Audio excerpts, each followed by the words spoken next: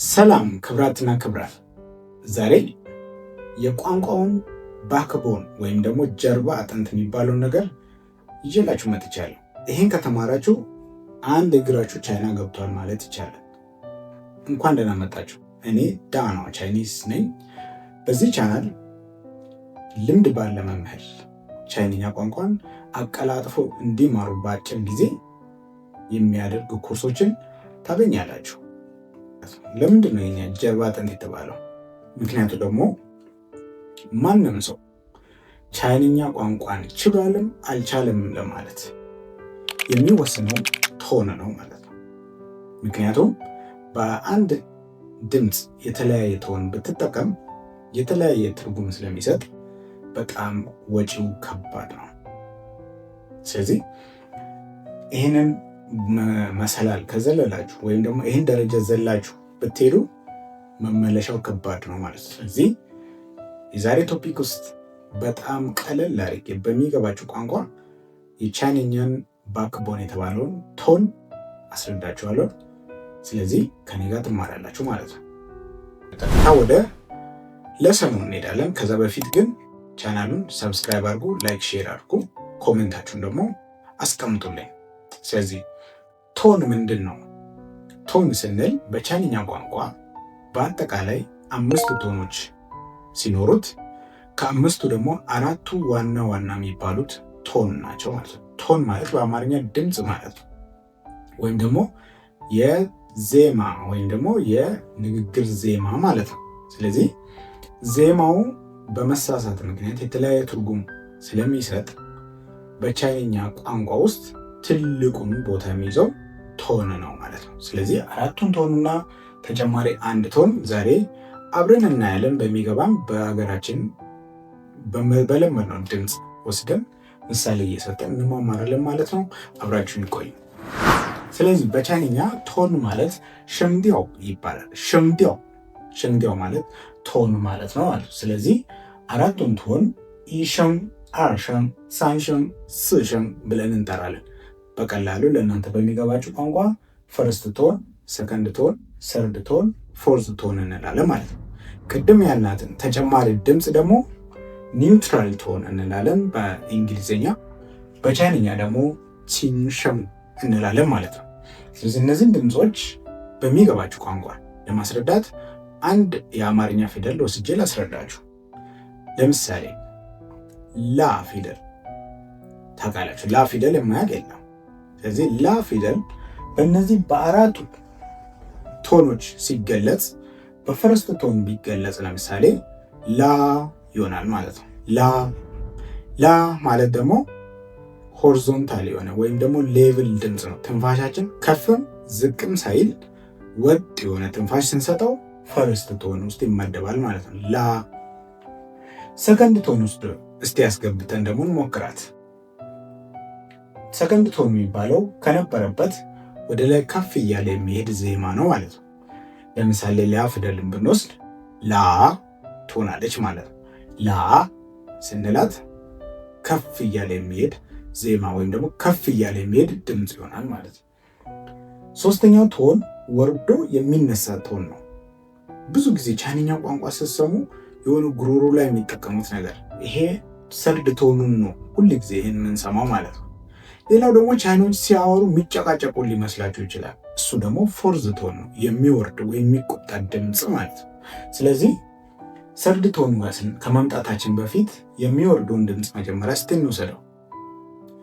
ላ ፊደልን ወስደን በቁጣ ወይም ደግሞ ወደ ታች በማውረድ ብንጠራት ላ ትሆናለች ማለት ነው። ላ ስንል የሚወርድ ድምፅ ወይም የሚቆጣ ድምፅ ፎርዝ ቶን ላይ ይመደባል ማለት ነው።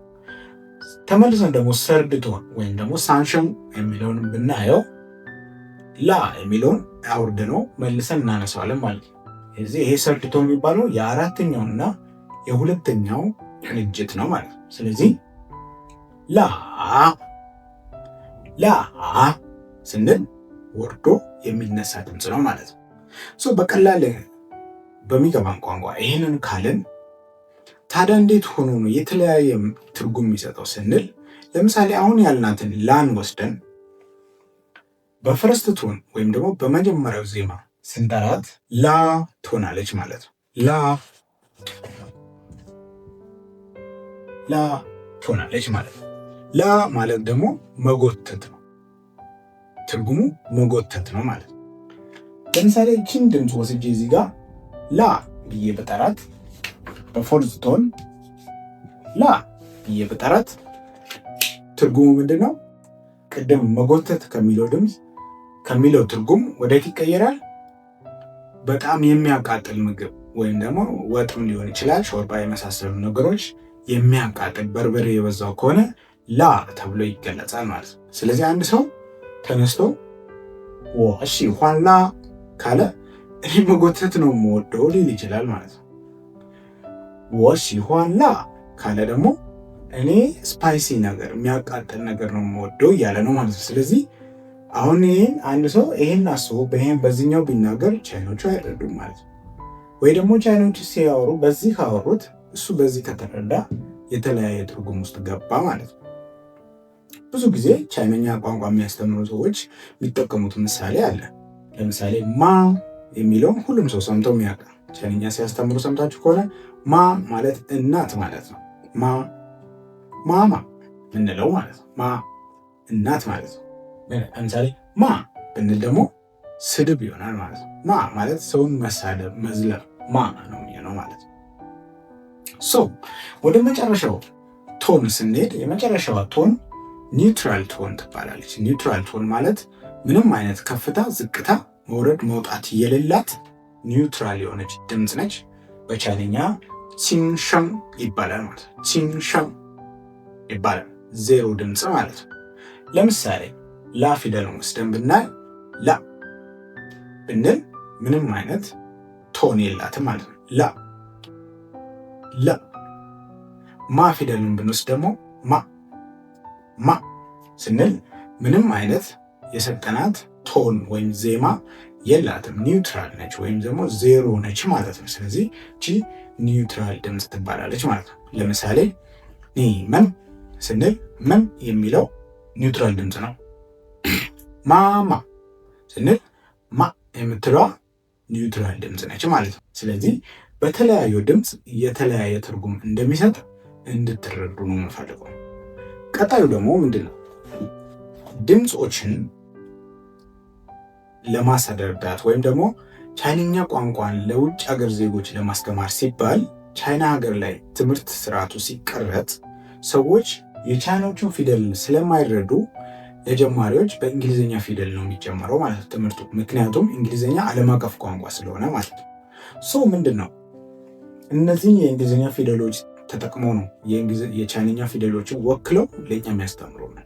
በዚህም ጊዜ ግን ድምፀቶችን ማግኘት እንድንችል ወይም ደግሞ ካራክተሮች ወይም ደግሞ የቻይንኛ ፊደሎችን እስክንረዳ ድረስ በእንግሊዝኛ ፊደሎች እየተማርን ግን ድምፀቶችን እንዳንረሳ ቫውሎቹ ላይ ምልክቶች ይደረጋሉ ማለት ነው። እነዚህ ምልክቶች እነዚህ ድምፆችን ይወክላሉ ማለት ዜማዎችን ይወክላሉ ማለት ነው።